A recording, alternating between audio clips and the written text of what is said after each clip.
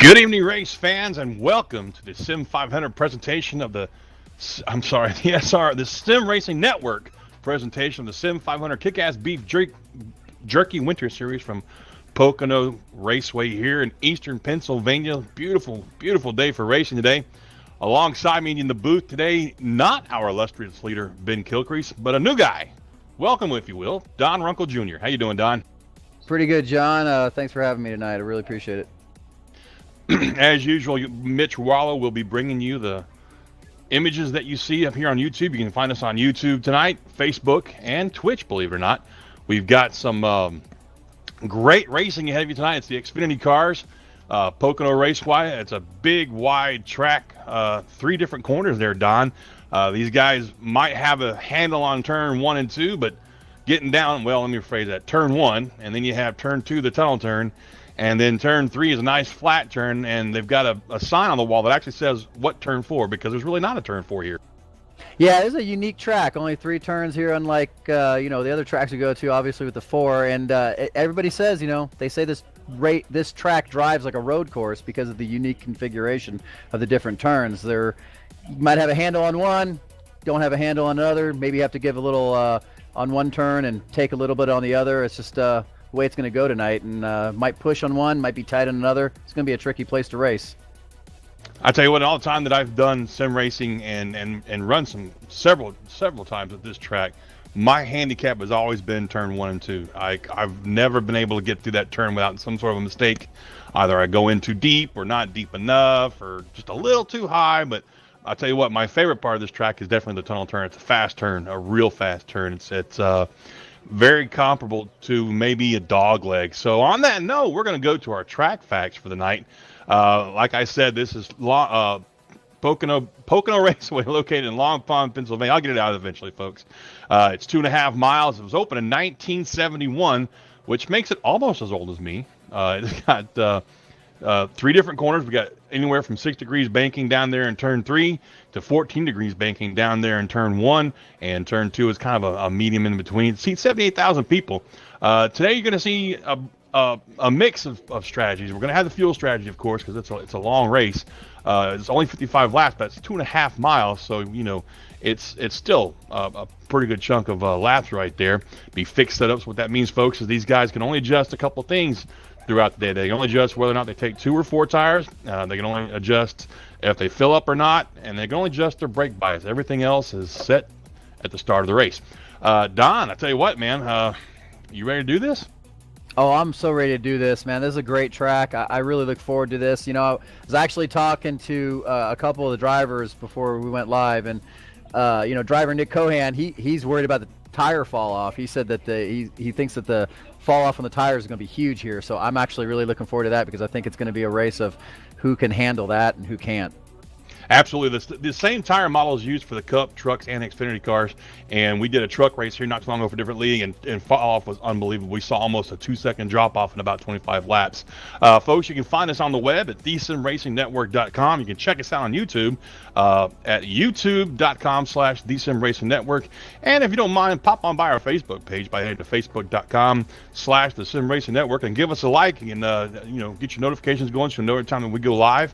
And we're going to be done here with qualifying shortly, if I'm not mistaken. We've got about, looks like they're done already. So we'll go ahead and get the top 10 rundown. And on the way, Ben and I usually like to do this is I'll take the first 2, then you take the next 2, and so on and so forth until we get down to the top 10. So here we go.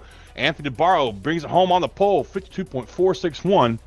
And on his outside, Jason, Mr. Excitement Jacoby, the 39 with a 52.6. That's almost 0.2 of a difference there in second place. And we got in third place, got Chad Coleman, the 52.614, and then after that, Nicholas Cohan, and starting 4th on the grid. And coming in 5th inside of row 3 there, Glenn Campbell in the 44, the Rhinestone driver, as I like to call him. To his outside in 10, Trey Edson. And after Trey, you got, I believe I'm going to say this right, Niall Standish, is that correct? I'm learning some names here, so I don't know if that's correct. And then after that, we got Brandon, and I'm going to ruin his name. You got to help me out with that one, John. Bowie. Thank you very much. And bringing it inside row of row 5. I'm sorry, I don't mean to laugh. You sound like me when I first started broadcasting these guys. You get used to their names after a while. Inside of row 5 there, Steve Sheehan in position number 9 in that 66 car. Sheehan's going to be one we'll talk about here in a little bit. And then Tyler Overstreet brings in your top 10. The rest of your starting grid's going to scroll by there on the feed. You guys take a look at that. And, oh, excuse me, 1 second.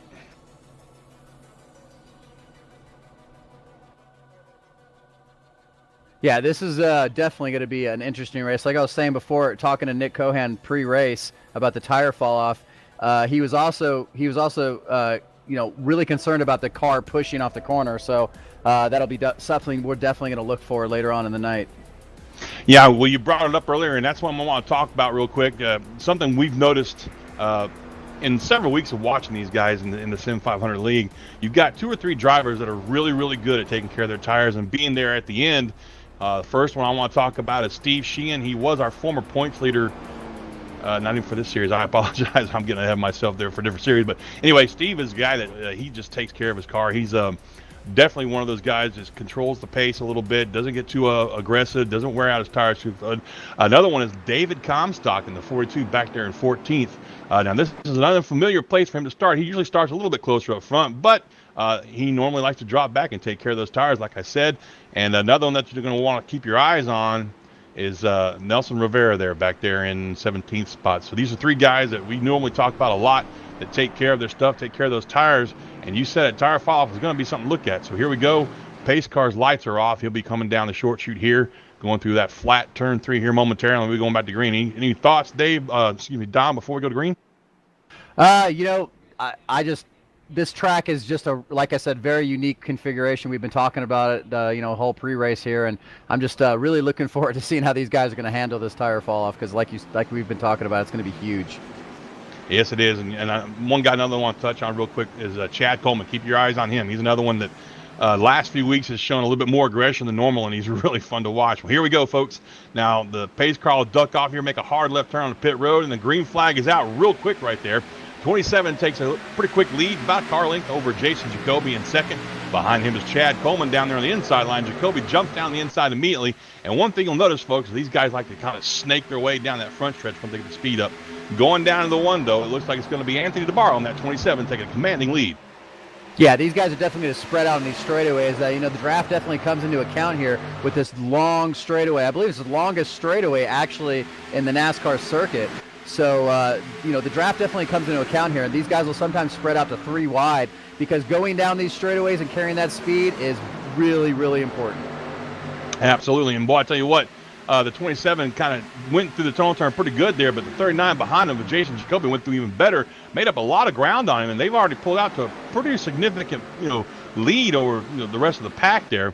And I believe Jacoby's got his eyes on that lead coming down the front stretch.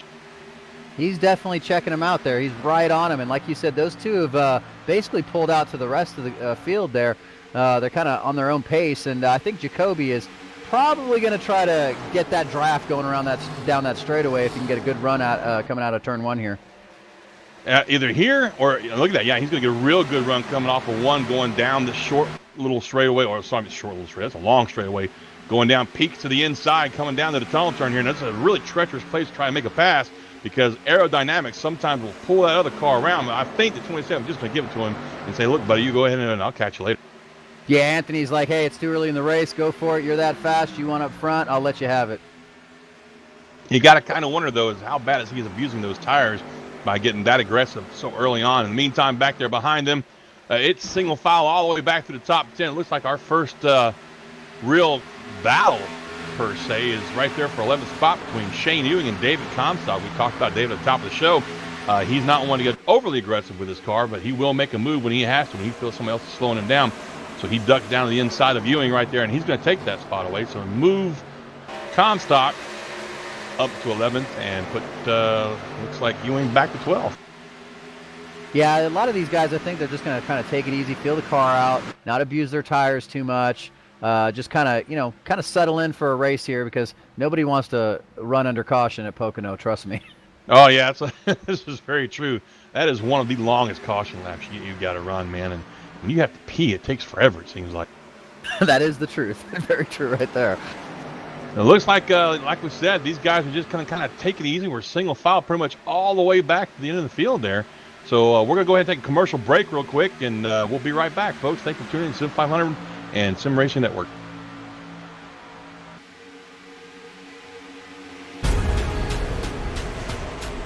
The most realistic online racing sim ever made.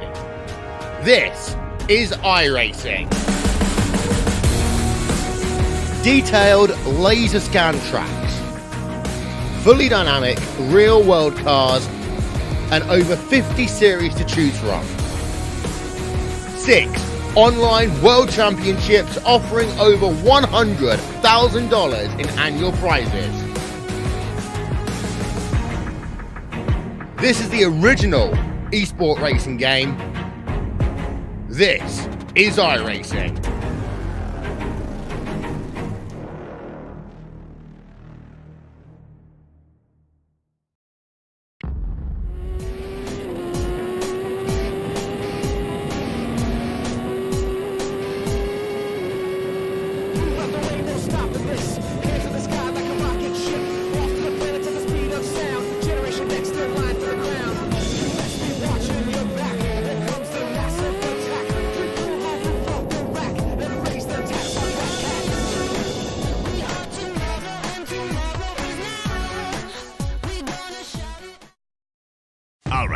Let's analyze the chemicals in this cigarette smoke.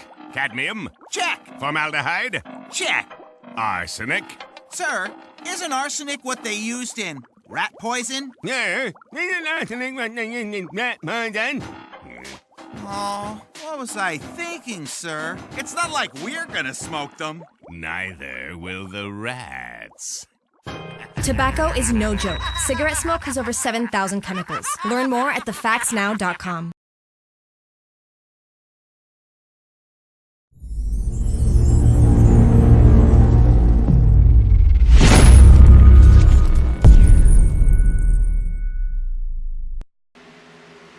And we are back live, and I tell you what, I hope you folks enjoy that corner to corner. If you did, give a little shout out to Mitch Rollo. That was all his baby right there, and it looks great. Back up front, it's still Jason, Mr. Excitement Jacoby in that 39, Don, and the borrow behind him in the 27. But I tell you what, Cohen looks like he might be making up just a little bit of ground every lap. Yeah, I was looking at Cohan in the commercial break there, and just, he's slowly creeping up there. This is definitely Cohan's favorite track. We talk, I talked to him pre-race a lot before these races, just to kind of get a little inside driver's perspective. And this is definitely one of his favorite tracks. And you don't want Cohan to be having fun at a racetrack, because that's just going to spell bad news for the rest of the field most of the time. That's absolutely right. Yeah. Yeah. So he's really good with conserving his tires. So we'll have to see if he can give those guys up front. I mean, they're just really pacing the field right now. We'll see if Cohan got something for him. I tell you what, I was kind of gazing through the pack here myself, looking at some other drivers, and Sheehan's on the outside, kind of in a pretty good battle there with Glenn Campbell. They've been trading that spot back and forth for about a lap now. The outside, I don't know, man. It's hard to get that outside work going through the tunnel turn, especially. You tend to get really tight come to that tunnel turn from the outside there. So we'll keep an eye on that, see if he's really trying to work it in, or if he's just letting these guys go by him and, again, saving his tires for the long run like he always does. He could be. I mean, like you were saying pre-race, tunnel turn's your favorite turn as a driver. I mean, I hate that turn here. I do terrible at the turn. I can never set it up right. And the problem with that is if you don't get a good run through that tunnel turn, it can mess you up for the rest of the lap going in. Because like I said, you have to carry the speed coming out of these corners if you're going to be competitive here at Pocono. Absolutely. I think it was Kligerman one time. He was talking about Pocono, the same comparison you made as it being like a road course. But not only that, but it's a very technical track. There's a lot of tracks that when they say, oh, we got a big old checkup right there between the 88 and the 66, sorry about that. But, when they say a technical track like that, basically if you mess up in one corner, it takes you almost the entire lap around the track one more time to get that time back, to get your rhythm back and get that speed back. And Pocono is very much like that. That's the truth here. Is one little mistake can really cost a lot of positions. Like coming off the corner, you got to burp the throttle just a little bit because the car gets a little loose or anything. You can have 2 or 3 spots if cars are close to you. And you can see right now, Comstock, he's making that pass going into the corner right there on the 15 car. Yeah, Comstock, I tell you what, he's another one of those guys, like I said at the top of the show, just takes care of his car. Here we are, lap 9 out of 55, almost basically a fifth of the way through the race. And, you know, we're going to start seeing some guys fall back and start seeing some guys move up. These tires, man, when they get old, they get slick and greasy, and this car can be a blast if you're one of those guys who enjoys driving a loose car, or they can be a nightmare if you're not. Yeah, and this car can like get what you call a little pushy loose. You know, you can go in the corner and feel like the car is kind of pushing, and next thing you know, it can snap loose coming out of the corner. Especially here at Pocono, you gotta really act like, well, in these cars it's not as bad as the Cup cars, but you really got to play with your throttle coming off the corner the longer your run goes on, because the back end is just not going to have as much grip coming off those corners as it was earlier in the run. Absolutely true. And since we're talking about the car, let's go ahead and take a look at the car. That's a little late, but better than late than never. And we got 3 manufacturers today: Toyota, Ford, and Chevy. The models of the Camry, the Mustang, and the Camaro. Horsepower only 650. 4-speed manual transmission. Bodywork steel. Wheelbase is 110 inches, and they weigh about 3,600 pounds, which is, you know, that's not too much, right, Don? No, it's not too much. My ex-wife A weighed prom more than date that. weighed more. Yeah. See, we're thinking the same. And in the meantime, back on, I can just hear our producer cussing in the background back Yeah, there. yeah, In the meantime, on that 88 car right there on the track, let's see who that is. That's Brandon Bowie. I don't want to slaughter his name too bad, but Oh, oh somebody on the wow, wall there. it looked like Yeah. the 90 got into the wall just a little bit there, and everybody went around him trying to miss him there. That's good driving. That's another little tricky spot, is coming off of 3 right there. If you sweep out too far and catch that wall, it's like there's a power magnet right there, you know, electronic magnet or something that just grabs the car and slows you down really bad. You lose tons of momentum come off that turn. But as I was saying, it looks like Bowie's starting to make his way towards the front as well. Bowie started actually in this race right where he's at now, but he had dropped back to 12th, and now he's making those spots back up again. Yeah, he's sitting pretty good where he's at right now in 8th place, and you know, avoided that little moment there, car bouncing off the wall. That's the thing, you know, sometimes if you're right up on another car coming out of a corner and they get a little pushy and they hit the wall, you might follow them right into that wall just because you're following their line and you can't exactly see what's ahead of them. Target fixation, excuse me, target fixation is what we called that in the military. Yep. Believe it or not, and it's happened to me. I'm not even gonna lie about it. It's happened to me quite a few times. I'll be, especially in Michigan, you'll be following behind somebody and you just follow them straight up into the wall. Yeah, I've done that before. So we're going to take a look back up front now at Jacoby and DeBarro. It looked like DeBarro might have ideas about taking his lead back there, Don. Yeah, I think ever since he let Jason by, he's kind of just been stalking him, you know, riding right in his line, riding right in his groove, maybe just kind of seeing where he's running a little bit, being more, you know, being the chaser, you know, making it that Jason maybe have to burn his tires up a little bit more than he normally would, trying to hold him off. And DeBarro, I think he's probably gonna, help him out in the long run if he just follows Jason and then lets Jason kind of use his stuff up. Well, you know, we call the guys like that, we call them stalkers. They sit back there and they watch you run, and they see where you're strong at, they see where you're weak at, see where you might be struggling on track, and after a while they'll pounce on you, take advantage of that. It's almost like he's just studying him for these first kind of laps, you know, maybe gauging how he's going to do his tire runs and kind of how he's going to attack this track. As you can see, DeBarro going to the inside now. Yeah, but I think he went the wrong time right there. I do too. He should have waited until he was probably coming off the tunnel turn maybe, or going into it. Hey, what do we know? Well, see, if you notice the difference between when Jason made this pass, he did it going before the tunnel turn also, but he was also way inside already and up to basically Anthony DeBarro's door when he made the pass. And now DeBarro, yeah, he gets right up on the bumper there. It looked like he was going to give him a little kiss there. I don't know. He might be getting a little too aggressive. Maybe he felt that Jason kind of ran him down in the tunnel turn a little bit. I'm not sure. Who knows? But I tell you what, this battle up front is heating up now. And it looks like Edson is up to 3rd. I don't know when that happened. Cohen's dropped back to 5th, but Edson's another one to keep your eyes on. But there goes DeBarro for the lead right there into turn 1, coming off of turn 1 now. And he made short work of that, didn't he?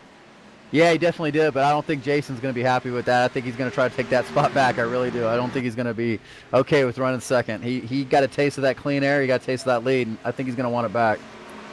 Well, let's see if he can get it back. I tell you what, right now it looks like he's losing just a little bit of ground. But again, I'm surprised that I never even noticed Trey Edson sneaking up there in the third place. He's making up a lot of ground. He's actually put almost a full second, a little bit more than a full second between himself and the 20 car of, I'm sorry, that's Chad Coleman. I am so backed up right now. As I was saying, Edson has put almost a full second between himself and the 20 car, and now Cohen's coming back around Chad Coleman going down the front stretch.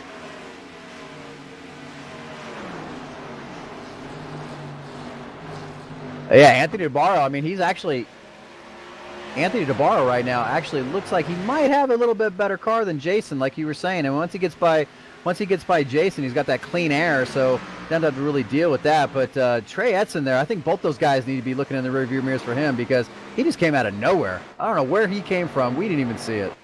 Yeah, he really did. That's what stumbled me up so bad there. I mean, we were talking about Cohen a minute ago, possibly pulling in the 2 leaders.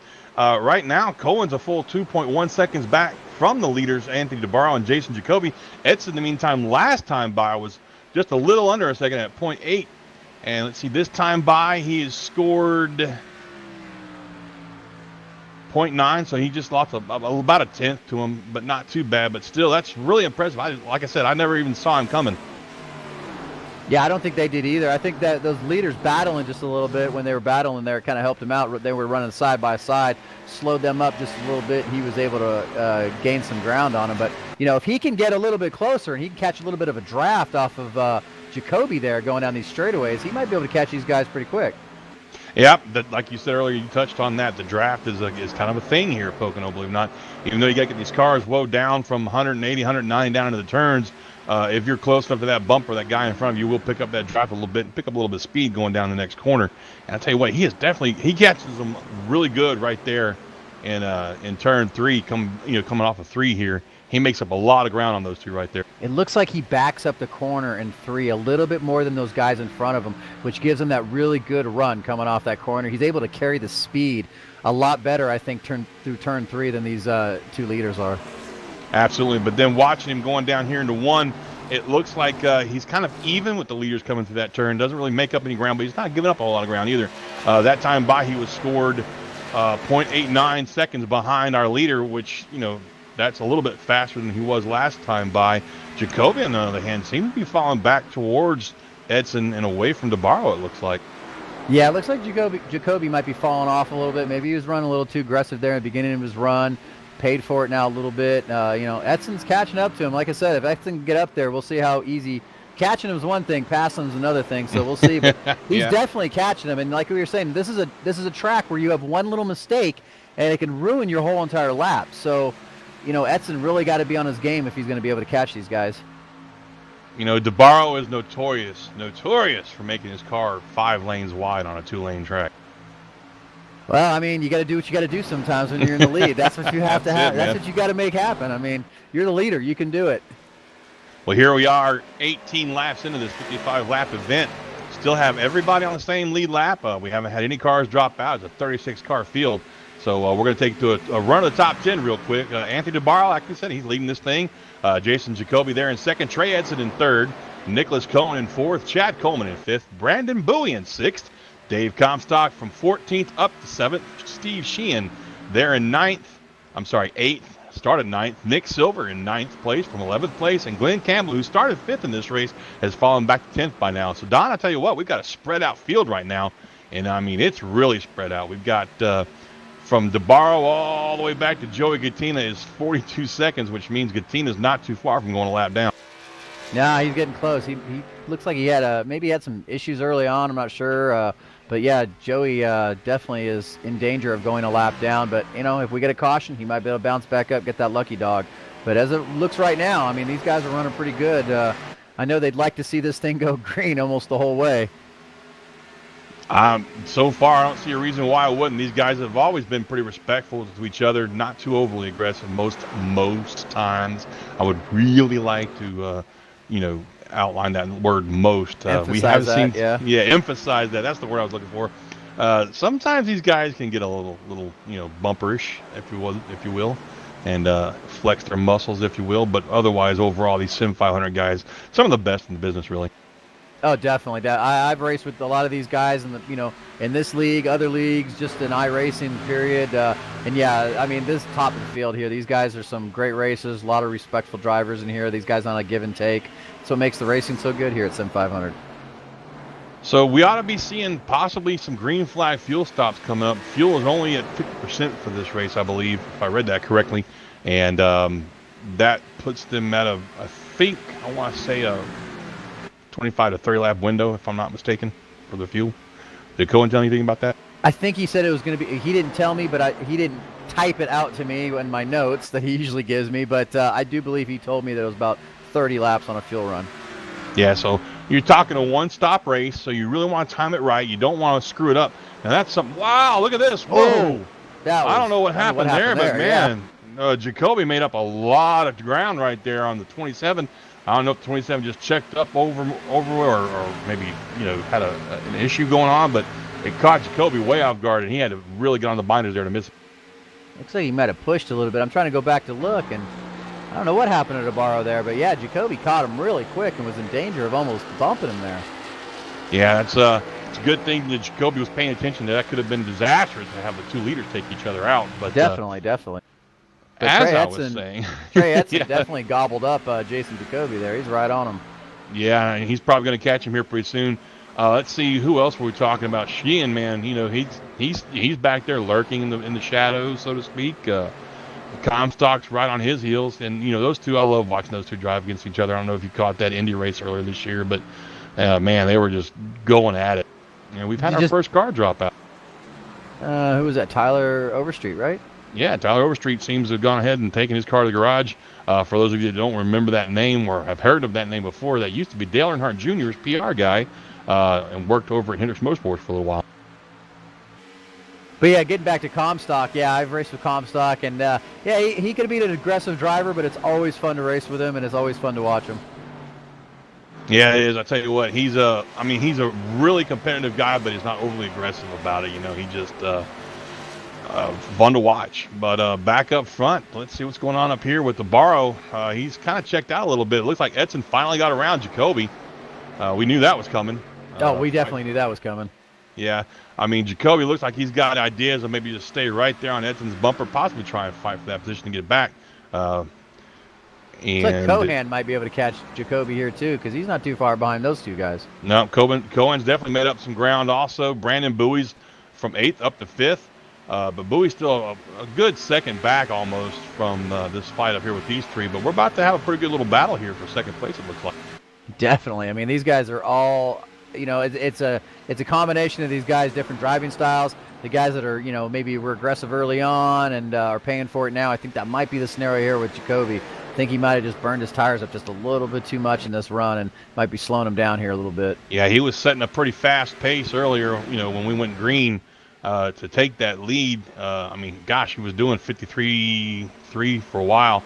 So he started off, his first lap was a 53.3. His last lap by was a 56.3. That's a 3-second drop-off in lap time.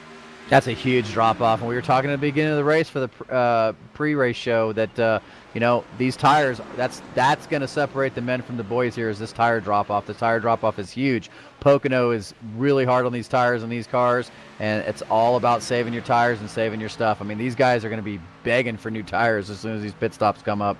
Absolutely. And I don't think we're seeing any two-tire stops. We are seeing some guys head into the pits already and take tires. It looks like the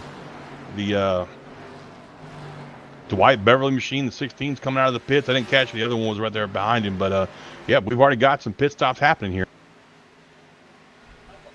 And we got these guys right here.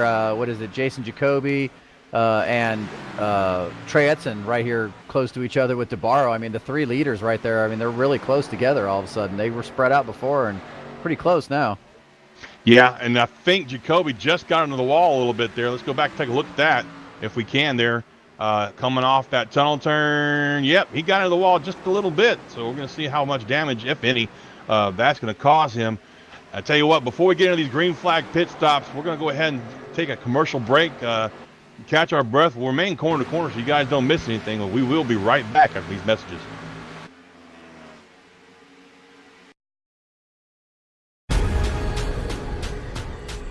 The most realistic online racing sim ever made. This is iRacing. Detailed laser scan tracks, fully dynamic real world cars, and over 50 series to choose from.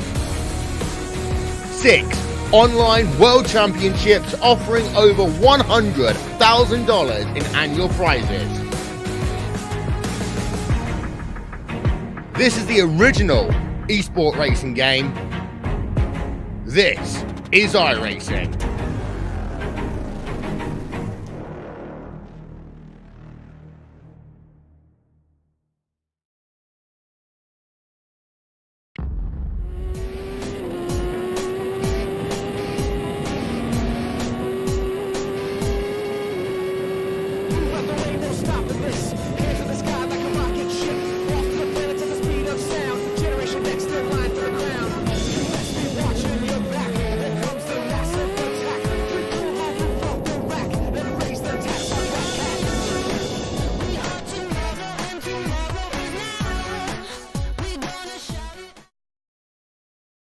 All right, Watson, let's analyze the chemicals in this cigarette smoke.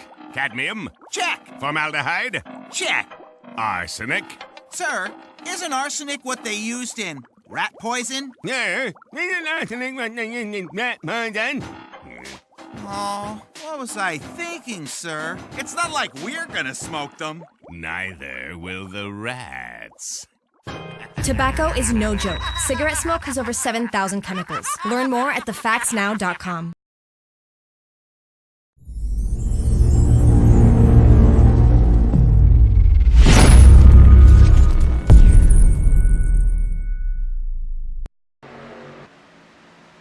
And welcome back, sim racing fans, to the Sim500 Kickass Beef Jerky Winter Series at Pocono Raceway. Here on the Sim Racing Network, I'm John Mushton Jr. Alongside me is Don Runkle Jr. And in the production booth, calling the shots tonight is Mitch Rollo. We've got green flag pit stops on the way here, Don. Let's see what we're missing here. Well, it looks like Trey Edson is taking the lead while we were gone. We saw that in the corner cam there that you guys were watching as we were at commercial. And Anthony DeBarro in second, Jason Jacoby taking third, but Joe Jacoby is going in the pits. Jacoby's heading down pit lane. And that's telling me we should see the other leaders going here pretty soon, because like we touched on before the commercial break, right now these guys are giving up almost 3 seconds a lap time to these guys that are coming out of the pits with these new tires. And we've already seen a couple cars just blow by our leaders like they were sitting still. So any second now we should see the 10 car of Trey Edson and the 27 of Anthony DeBarro ducking down pit road as Jason Jacoby just did. Yeah, they definitely don't want to stay out there too long on old tires with these guys that are these guys that have new tires, because they're definitely going to fly right by them. And I think you're right. You're going to see these leaders pitting in the next lap or so. Now, we talked about this at the top of the show. You can't make mistakes on pit road. Unfortunately, Jason Jacoby slid through his pit box and took a good 5 to 7 seconds trying to get back into his pit box. That's going to hurt him on track. He's going to give up a lot of time to the leaders once he gets back on track. Yeah, 5 seconds on pit road is huge as far as position goes on the track. You don't want to speed. You don't want to slide through your pits. You have to nail those pit stops each and every time. And that's unfortunate, but like I said, I've touched on that before. And look at this. Look at the 41 go blowing by the 10 car right there, like he's just sitting still. And that's tires, folks. And the longer these two stay out, the worse they're going to come out on this. I guess they're hoping for I should say this right off the top. Don, I don't know if you've been paying attention, but every time me or Ben guess at what these guys are trying to do on track, we're completely off. So just, be ready to say, hey, you were wrong, because it happens a lot. Oh, you weren't wrong. You were just mistaken. That's all. But, the thing about these guys, though, is with these new tires and old tires, also the tricky thing is, the guys with the new tires, they can maneuver around the track easier because they got new tires. The guys with the old tires, they're just trying to, ride and get out of the way. But you see our leaders coming in right now. But whoa, it's really, that was close hot right there. Nick Cohan getting in real hot, smoking those tires coming in. Well, we're going to see if that's going to cost them if they have to come back in. Yeah, hopefully it didn't speed. What is the pit lane speed here? 55? I believe it is, right? I think it is. Let me look. He was real close right there, man. He came across that line. 55. Yes, it is. He hit the line at 57, so we'll see. We'll see. It could be close. We'll see. You do not want to get caught speeding at Pocono, man, because having to come down the pits again on that slow, long straight going down pit road to serve your penalty, that will kill you for positions. Oh, wow. It looks like DeBarro hit it doing 63. Cohan got out ahead of those guys, though. I mean, unless they got penalties, this will be interesting. This will shuffle things up a little bit. Cohen came in at 66 miles an hour. And so you see right here, they got new tires 3 wide right there almost coming out of the pits. Oh, yeah, look at this. I think Kenson's going to take it 3 wide. Or is he? Wow. New tires feel so good on this track. They really, really do. Oh, definitely do. You feel like Superman when you get new tires here. You really do. You think you can just drive that car anywhere you want to, and it looks like they are to me. They're definitely trying. Wow, the 16 got real close to the wall right there. The 21 car, he doesn't really want to give up that spot, but I don't think he's going to have a whole lot of choice right there. He sneaks around. The Edson sneaks around the outside there to 21. 21 probably hasn't pitted yet. And then this time by, they did not pitting, so I'm guessing they got away with the speed there on pit road. Yeah, it looks like it. I mean, they might have just been right on the cusp and just barely got away with it. But, yeah, they don't want to push that too much because you definitely don't want to get a speeding penalty here. Not at all. In the meantime, back up front, I'm not real sure if Comstock's pitting up. He's just now coming off pit road, it looks like. So he just finished up his pits. We're going to let it go around a couple more laps here, folks, and we'll update the running order for you. But green flag pit stops, and people who've made mistakes on pit road are paying for it now. And I tell you what, I'm looking through the running order here, and it looks like our guy that was in second place for the longest time, led for a little while, was running top 3. Jason Jacoby, right now as it stands, is in 29th place. Yeah, that sliding through the pits right there, that really, really messed him up as far as, his pit stop goes. I mean, you can see, I think it's going to cycle around, should cycle around to, Anthony DeBarro, Trey Edson, Nick Cohan, these guys up here. But, yeah, Jacoby would be right there if it wasn't for sliding through that pit stall. About a 5 seconds mess up on pit road. It's just huge on the track. You can lose so many spots. Yeah, and we still have pit stops going on, it looks like. So we're going to let it shuffle around a couple more laps, and we'll get you folks an updated top 10 here shortly. In the meantime, up front, it looks like the 83 of Jason Barham's got the lead right now. He has not hit pit road. That's easy to see by his last time by race lap speed was 57 seconds, Don. 57 seconds. Ouch. Compared to Anthony DeBarro's last lap, which was a 54-1. Yeah, he's just a little slower. Just a little bit. Huge drop-off. About 3-second drop-off for those tires. That's pretty much what we were saying. And the other guy that I don't think has pitted yet would be Michael, I'm Batman, Keaton. He's out there in second place. His last lap speed was a 57.1. Yeah, he's struggling a little bit now with those old tires. I know he's screaming. He wants new tires right away. I definitely, hopefully he can get some on that Batmobile there. Tell you what, it looks like he's got some right front damage where he might have possibly gotten into the wall.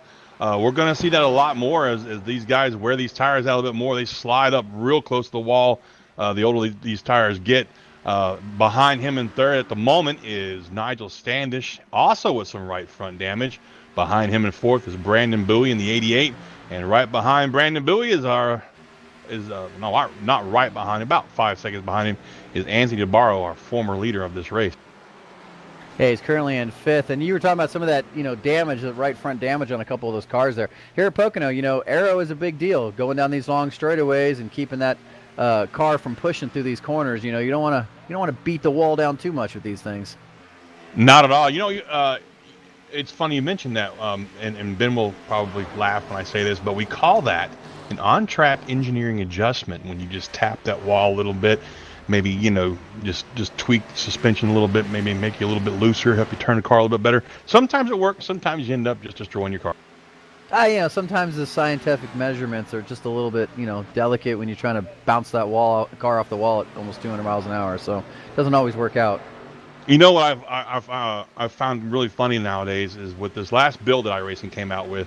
You remember how you used to be able to come down through the grass and all it would really do was just, make your car a little dirty. No damage to it at all. I tell you what, these days you go through the grass and you hit something that gets your car airborne, you're looking at least 5 minutes of damage repairs in the pit.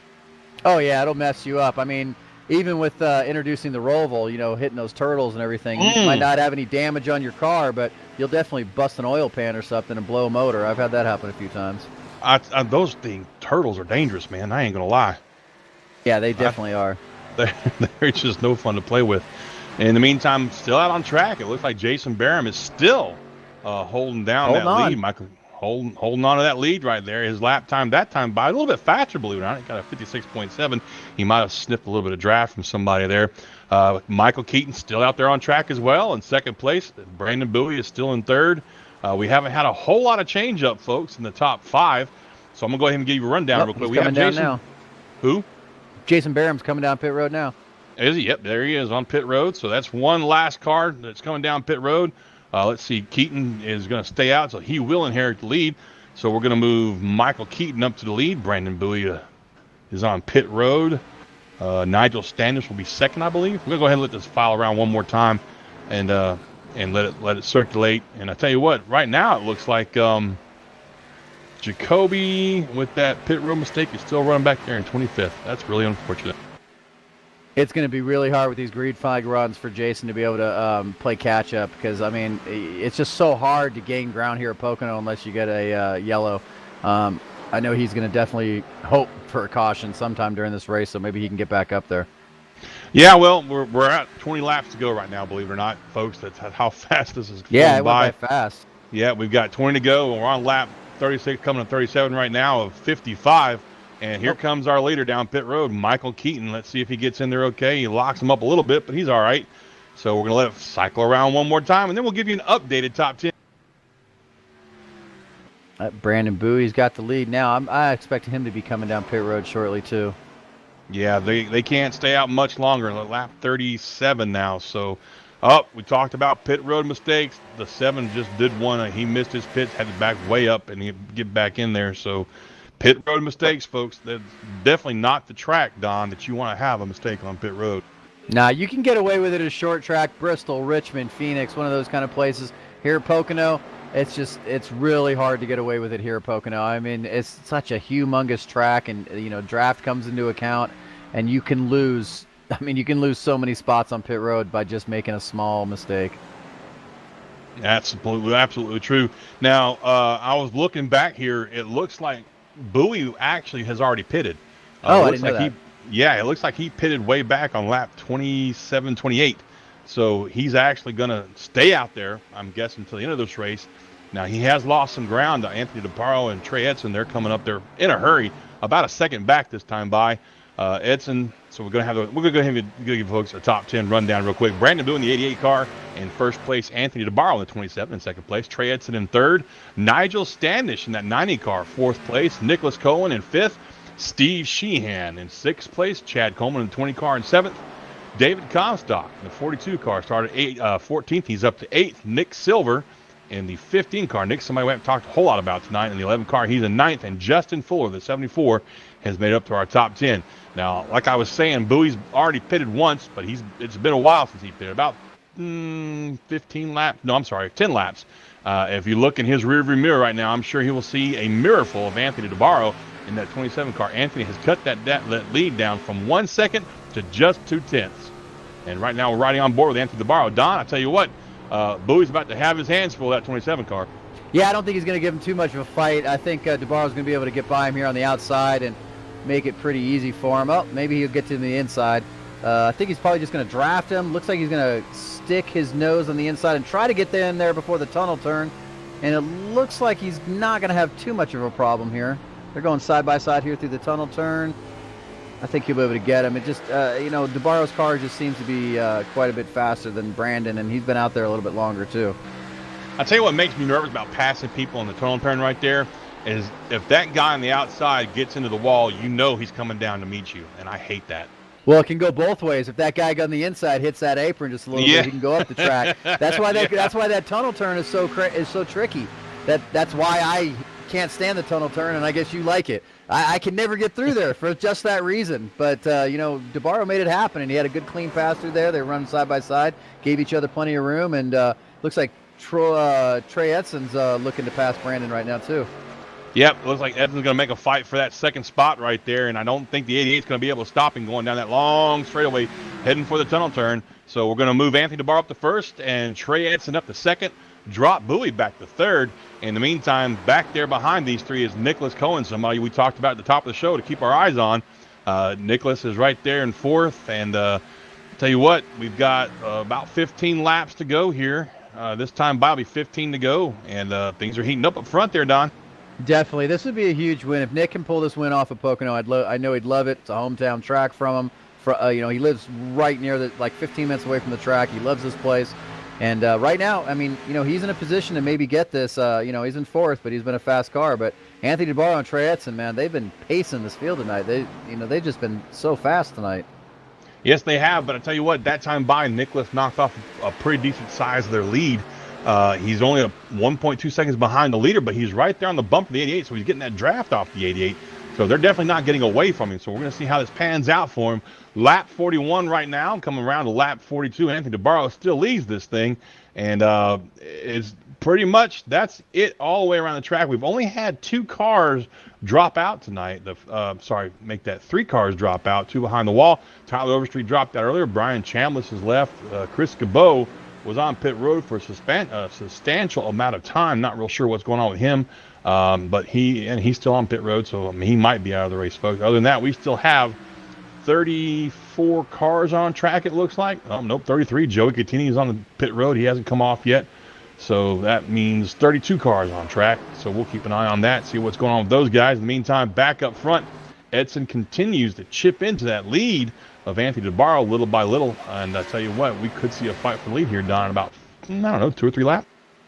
Yeah, I think we'll see a fight for a lead here in about 2 or 3 laps as we see Nick Cohan catching Brandon Bowie and making the pass on him right there. I didn't think Brandon was going to give him too much of a hassle getting by him.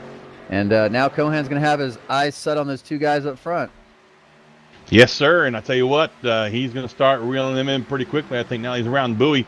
I think that's all he was really doing there, Don, was just sizing up Bowie, trying to figure out which way he was going to go to pass him and decide where the safest place was to do that and pass him. In the meantime, up front, Edson has caught DeBarro for that lead, and now we're about to have a 2-car fight for the lead up front. And you know what? This is exactly what Cohan wants to see. If these guys get side by side and start fighting for the lead, they're going to slow down a little bit, and it's going to give Cohan a chance to catch him, and he might be right there in the catbird seat. Absolutely correct, and that's a great point right there, Don. And I tell you what, I thought really for a second there that Edson was going to try and make that pass coming down the long stretch here to the tunnel turn, but it looks like he's backing off just a little bit. He might have, I was seeing them battle there. He might have been thinking the same thing. He might have been like, hey, maybe we should just pace ourselves, stay in a straight line here. If he stays close enough to DeBarro, maybe he can make a move on him here in the closing, 5 to 3 laps. He knows that if he gets side by side with him, that Cohan's going to catch him, and he'd rather just be battling Anthony DeBarro than having a battle DeBarro and hold off Cohan at the same time. That's very true. Now, I talked about somebody at the top of the show that we should keep, a couple of guys that we should keep our eyes on, and that was Steve Sheehan and Dave Comstock. Now, granted, here we are coming down to lap 44 now of 55, so time's running out for these guys, and they're both about 3 seconds back. But look at them. They have both kind of just been chipping away a little bit here and there and have worked themselves up into the top 5 for Sheehan, top 6 for Comstock. He's right there in 6th place. These 2 guys are they're really good at this, man. They start off really nice and chill, and they don't do a whole lot of battling in the first part of the race, but at the end of the race, they are 2 of the fastest cars on track usually. Yeah, and Comstock started 14th up to the top 6. I mean, that's a great run for him so far. Race ain't over yet. Never know what might happen up here in the lead. I mean, caution could just completely throw everything out the door right here with these guys. It could totally change things up. Absolutely. In the meantime, back up front, it looks like Edson's starting to reel in DeBarro once more. Edson in that 10 car, DeBarro up there in the 27 car, that Coors Light car. Sure does make me thirsty, Don. You got a beer? Yeah, but I'm not really a Coors Light guy. I like good beer. I just beer, it doesn't really matter. Especially my favorite kind of beer, Don, is free beer. No, you know what's even better than that?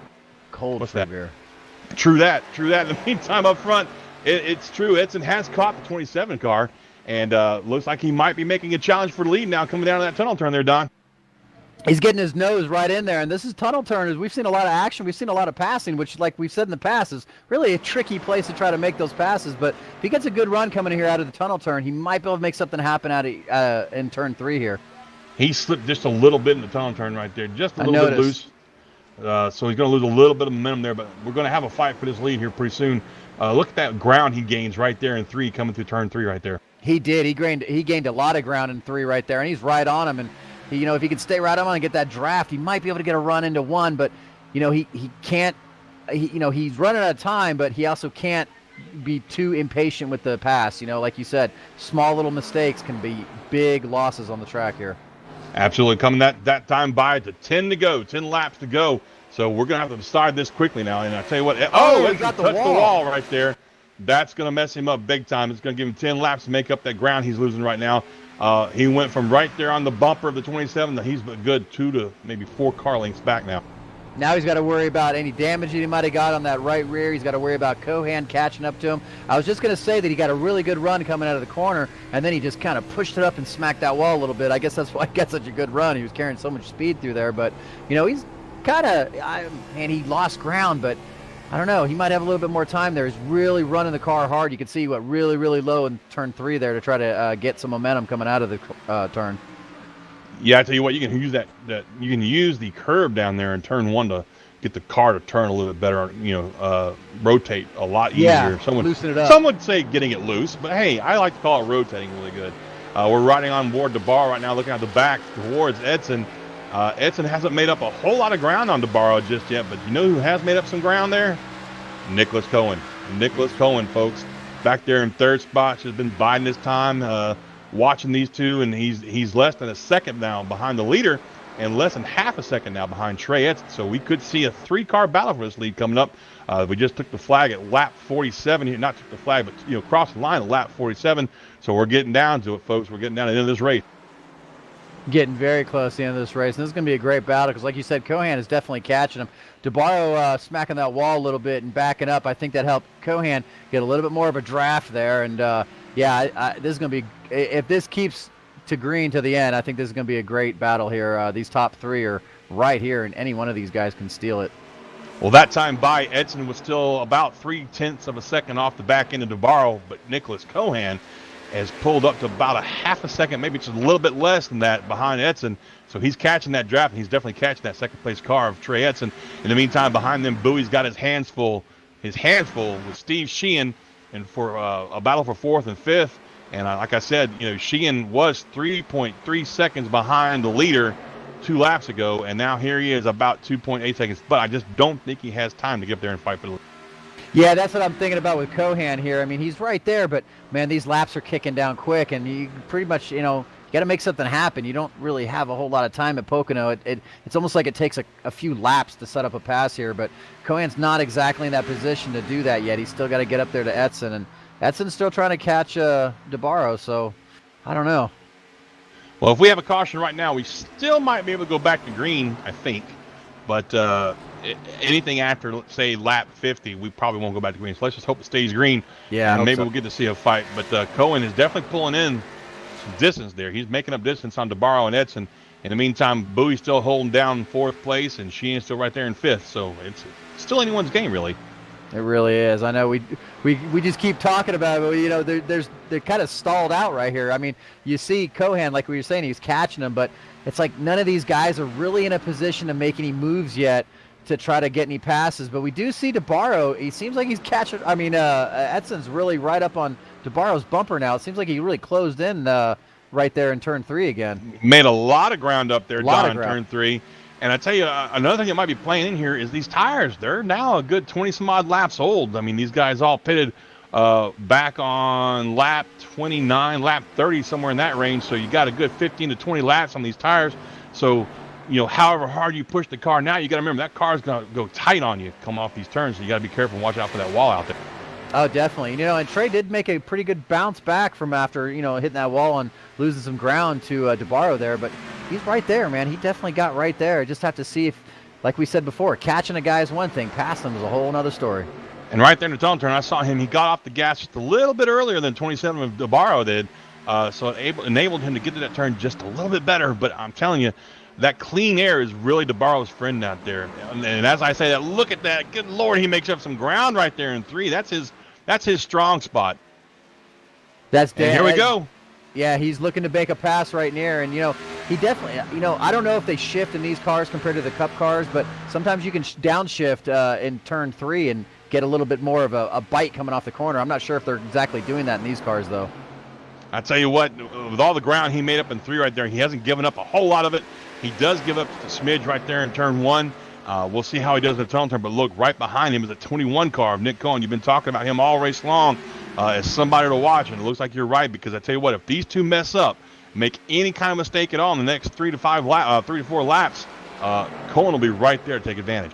Oh, definitely. He's put himself in a position to capitalize on any mistakes these guys make. But so far, I mean, the only mistake we've really seen out of these guys is Trey bumping the wall a little bit. But, you know, he's gotten himself back in position to be able to try to get that lead. So, I mean, these guys have just been really flawless, have been running a great race, all 3 of them.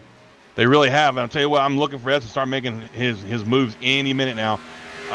He gets so much ground right there in turn 3. That's an amazing run he makes through 3. I don't think I've seen anybody yet on track that is that good through that turn. Well, he's got to be able to capitalize on it, though. He gets that run out of 3, but he's got to be able to continue that momentum through the Long Pond Straight so he could get right on DeBarro. And it looks like DeBarro just gets a better run out of 1, maybe the tunnel turn, but 3. Edson has turn 3 completely nailed. And hopefully, I mean, maybe that'll set him up for a win here at the end, you know, last lap pass or whatever. Maybe that's what he's kind of looking at. Yeah, he drove into the tunnel turn same way he did last time, by kind of gets off a little bit earlier than DeBarro, but he can't capitalize on that for whatever reason. I tell you what, that clean air is definitely helping DeBarro. But here we go down into turn 3, and look at that. He's going to make all that ground up again. And but like you said, he's got to be able to capitalize on that, and that's where he's messing up. You know what I think it is? I don't think that he's making up the ground there, Don. I think that Anthony DeBarro is just slowing down a lot more going through 3 than Edson is.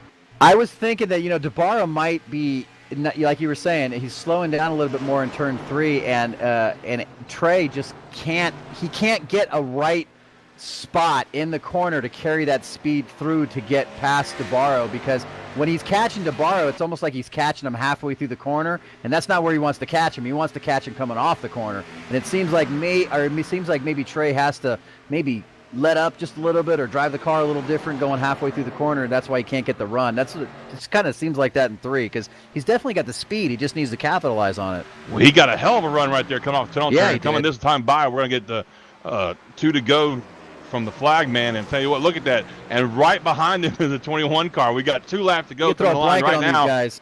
And I tell you what, we've got a battle right now. It's heating up. Edson's definitely going to start making his move here shortly. 2 laps to go, folks. 2 laps. We're on lap 54, 55, 2 laps to go. And look at that, the 21 car. He's wanting to make this a fight, a 3-way fight for the lead.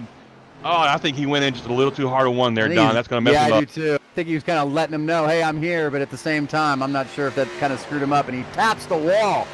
Oh, Cohan hits the wall just a little bit. But doesn't get out of the gas. Look at that. He did not get out of the gas at all. Man, I'll tell you what, now watch this down in the tunnel turn. Watch Edson down the tunnel. He'll back it off a little bit earlier and gets a good run coming off the tunnel turn, and so is the 21 car. I tell you what, here we go. Not last time by, but one more time. Coming through 3, we'll see if Edson can make up any ground at all. But he gets right there on the bumper. Like I said, I don't think that's so much him making up ground. I think DeBarro is just probably checking up a little bit more going that turn than Edson is. Yeah, and I think it's just that they're catching each other in a bad spot, and Edson just can't really capitalize on it. I think, you know, he needs to. It needs to be more of coming off the corner, not halfway through or going in. Well, this is it, folks. White flag is out now. Next flag ends at checkered or yellow, whichever one it is. And I'll tell you what, we got a huge 3-car fight for the lead right now. And it looked like Edson, I don't know, he had plans right there to maybe charge off of 1 a little bit, and he got just a little bit loose. There goes Cohan looking inside. Yep, Cohen's coming up there now, taking a peek at him. And we're going down through the tunnel turn for the last time. The 27 car is out to about a 2-car length lead going down to that turn. But look at that. The 10 car eases up just a little bit, makes up some of that ground. And here we come down the short chute, down to that 3rd flat turn for the last time. What do you think, Don? What are we going to see right here? I don't know, man. We might get a little bump on DeBarro. He might move him out of the way a little bit. Edson might. I don't know. We'll see. Going through the turn now. I just don't think he's got anything. Here we come him. off of turn 3. Coming down to the flag, it's going to be the 27 car of Anthony DeBarro, followed by the 10 car of Trey Edson in 2nd, and the 21 car of Nick Cohen in 3rd place. What a hell of a race, man. I tell you what, that was really good. That was a great race. Green flag the whole way. These 3 guys were just battling. You can see Nick Cohen giving DeBarro a little bump there. Teammates there at Dizzy Motorsports. That's I'm sure he's going to be happy about that, getting 2 cars in the top 3. Well, folks, we're going to take a small commercial break real quick while we catch our breath. And when we come back, we'll get interviews with the top 3 finishers of this race.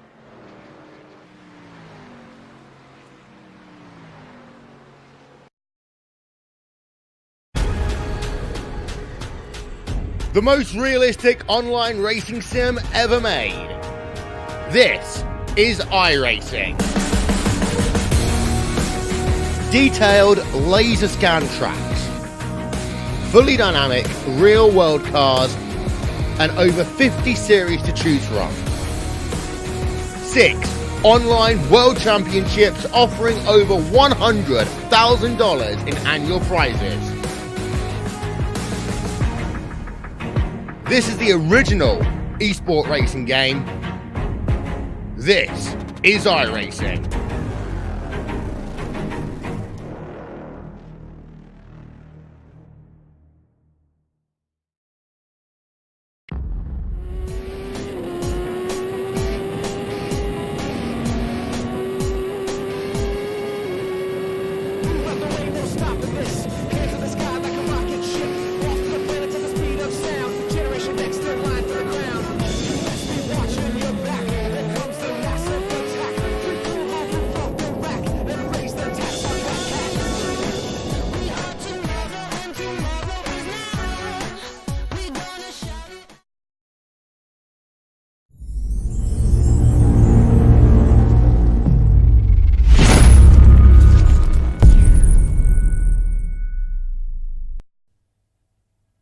And welcome back, racing fans of Pocono Speedway. The Sim500 Kickass Beef Jerky Xfinity Series has just wrapped up, and I believe Don Runkle Jr. has caught up with our third place runner, Nick Cohen. How about you there, Don?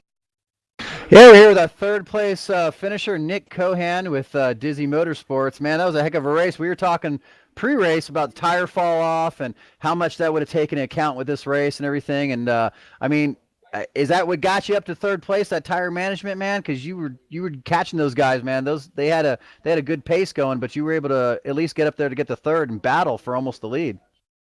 Yeah, my plan the whole race was to try and save my stuff. I was letting people go in the beginning, and it worked. By the end of that first run, I caught right back up to the leaders. Took a while, but we got back up there by the time we started cycling through it halfway. Kind of the same plan there. The second half, just these cars are so hard to pass. They're so tight. It's you know, I was just talking. Not once in that race did I get loose or almost spin out. The thing's just driving like a tank. It's so hard to make up time.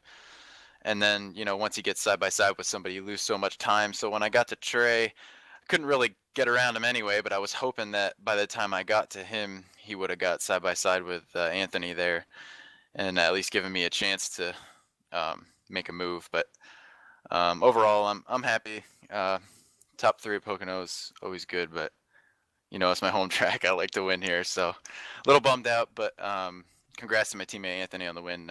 Ran a solid race from start to finish. So yeah, I know you wanted to get the win, Nick. I know this is your hometown track. We've talked about it. You know, you love racing here and everything, but you know, you got a third place finish. That's nothing to be unhappy about. It's a great race. You ran a great race.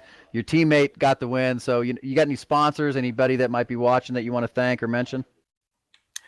yeah, just CG Automotive for being on the car. Target, Toyota, all my teammates at Dizzy Motorsports and PMS, and you guys for putting this together. Thanks a lot, man. We really enjoyed watching the race. You guys put on a great show. And ladies and gentlemen, it's our third place finisher, Nicholas Cohan, in the number 21 car. Well, thank you very much, Don. We're going to give you a few minutes there to work your way down and find our second place driver, Trey Edson. I'll tell you what, if we had a heartbreak of the race award, I would have to give that to Jason Jacoby in the number 39. A guy that led 12 laps in tonight's race, was running up front and slid through his pit stall and cost himself some time on the track, a lot of time on the track. So my heart goes out to you, buddy. Maybe, better luck next time. In the meantime, I think Don's caught up down there with our second place driver, Trey Edson. Yeah, I'm here with Trey Edson in the number 10 car, second place driver. Trey, ran one heck of a race tonight. I know tire fall off was big here. You were really trying to catch Anthony DeBarro there. Got a little bit pushy, looked like coming out of one of the turns, and bumped the wall just a little bit, kind of slow down your momentum, but you still had a heck of a race, finishing second. How you feel about your race tonight, man? It's good. I'm a little disappointed because I came to pit road the leader, and I felt like I took it easy into my stall. and I was a little too far forward. So that's where he kind of got back in front of me. But he was fast. I mean, he didn't make a mistake. I pressured him. I was kind of hoping he would overdrive a corner and maybe get a little tight on exit and kind of kill his straightaway speed or something. And I grew up a Jeremy Mayfield fan, so I don't know if y'all remember about 19 years ago, he moved Dale Earnhardt down in 3 and 4. So I was having that kind of flashback going through the last few laps. But he's always raced me clean. We're around each other a lot, so I didn't want to do anything that may jeopardize me in the future. I've had a bad like 3 weeks, so I went from pretty comfortable in the points to kind of on that bubble with a few races left. So I also knew second's a good points night. I know people hate to hear points racing, but big picture, I'm just trying to make that top 8, and we were getting a little too close to that bubble. Yeah, I was wondering if you were going to get close enough to maybe put a little bumper, get him a little tap there in turn 3. You were so good in turn 3. We were talking about it all the whole race, about what a run you were getting off turn 3, and we weren't sure if it was maybe Anthony backing the corner up a little bit, you getting a good run into there, but definitely thought you were going to catch him, maybe be able to capitalize on making a last lap pass there. And I definitely remember that race with Earnhardt and Jeremy Mayfield. Yeah, you don't hear many Mayfield fans, but yeah, as a kid, I don't know how old I was, 13 or 14. That was pretty awesome. Something you wouldn't expect. But yeah, I don't know what I was doing different down there. I felt like I would drive in farther than him and still kind of maintain roll speed and exit speed with him. So he was taking a little wider entry. He might have just been missing the grip there. But yeah, that was kind of my only fast spot on the track. We were pretty equal everywhere else. He kind of had me beat on entry into 1. So maybe if you could combine our driving styles, somebody would have checked out and put a real whooping on us. But I'll take it. Like I said, I've had a bad streak, so I hadn't really finished many races in general, including the 2 late model races last night. I've just had a bad luck streak. It happens. Rather get it out of the way since the chase is coming. So got to thank Kickass Beef Jerky. Thank you guys. Thanks Sim500. It's good to get the ship right in the right direction.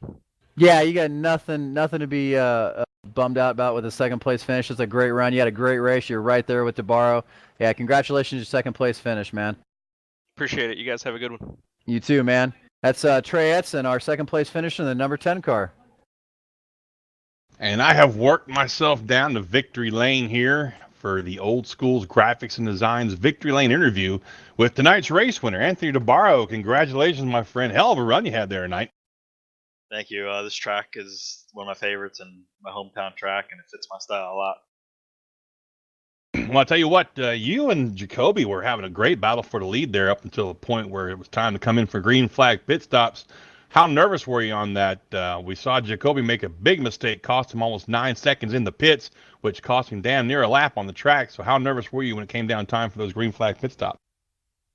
I was just kind of looked to the halfway bonus points there, and then I figured I was going to, once Trey got around me, I knew he was fast, so I was going to follow him, whatever he did. If he stayed out longer or if he pitted, I was going to stay right in his tire tracks because he's so easy on this track to get on pit road behind someone. It's not like it's a last-minute decision. You can follow him. I hear you on that. Well, you looked really strong yourself tonight, man. I mean, you led 30 laps out of 55. That is a heck of a good run. Do you have anybody you want to thank for your victory tonight? Yeah, the guys at Disney Motorsports, Shane, Tim, and Tim had a good run in 9th, and Nick was coming there. I mean, he didn't tell me until after the race. He found a little something there, 1 and 2 on the outside, and he really was gaining on us. But it's so hard to pass with how tight these cars drive, so he wasn't able to make any more ground. Well, there you have it, folks. Anthony DeBarro, our winner tonight. I'm sorry, I may have already asked you this, but did you have anybody else you wanted to thank for the run? Yeah, you guys up in the booth do a great job, and Joey, what he does in the league, it's fantastic for all of us. It's fun series to run. All right, there you have it, folks. Our race winner tonight, Anthony DeBarro, in the Kickass Beef Jerky Series here at Pocono Speedway. Anthony led 30 out of the 55 laps, had a damn good run. And I tell you what, it was exciting to watch those last few laps. We didn't know who was going to come out on top there, did we, Don? No, that was really crazy there, honestly. Seeing those guys spread out in the beginning, it was, not unexpected. That happens here at Pocono, but to have those 3 guys finish as close as they did after all that green flag racing, that was a really great race. That was awesome racing there between those guys. Absolutely a testament to the skill level we find here at Sim500. You know, it was just it was great. It was a great, you know, race to watch, and it was a good time up in the booth with you for your first time with me here. Just want to let you know that I really enjoyed that, Don. Well, I appreciate it, man. I'm really happy being here at SRN, and I look forward to doing some more broadcasts with you guys. I had a blast up here, and thank you very much, man. I really appreciate it. Well, there you have it, Ben. If you're listening, man, we don't need you no more, pal. Just go on down to Florida, Key West, or wherever it is you're going to retire to, and we'll we'll see you later on. We got this. But all joking aside, we want to thank everybody that tuned in tonight. I want to thank Kickass Beef Jerky for sponsoring this series. I want to thank Joey Gatina and the guys over at Sim500 for letting the Sim Racing Network be a part of this. Now, you can find us on the web at the simracingnetwork.com. You can check us out on YouTube at youtube.com/the Sim Racing Network. And you can also pop over to Facebook. We all love our Facebook, so we're out there too on Facebook, facebook.com/the Sim Racing Network. Give us a like, give us a follow, activate your notifications so you know when we go live. We're also on Twitch. Unfortunately, I don't have the Twitch address right here off the top of my head, but I'm sure if you search the Sim Racing Network on Twitch, you'll find it.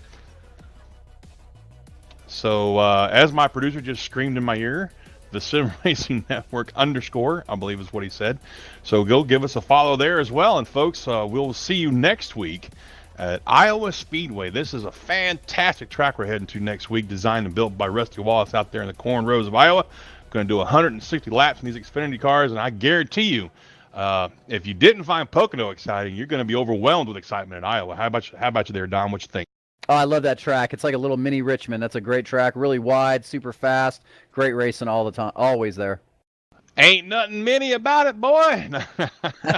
I tell you what, I love Iowa, and you're right. It's just like Richmond, and I think that's what Rusty had in mind when he designed it, because, you know, Rusty's been very successful at Richmond in his career, and he really loved racing there, and he wanted to bring racing out to the Midwest, and he did a damn fine job with it, I think. Iowa's going to be next on our list here next week. We hope to see you folks there. In the meantime, please remember, when you're driving, put the phone down. Whatever you're doing with the texting, the calling, anything like that, it can wait till you pull over somewhere and have dinner or talk to somebody, because, you know, driving while you're distracted is dangerous and can lead to injuries and death, and we don't want that. We want to see you guys here every week we can. For myself, Don Runkle here in the booth, and for our fabulous Mitch Rollo, our production leader in the van down there, I'm John Mushton Jr. from Pocono Speedway, the Sim Racing Network, and we bid you a fond adieu.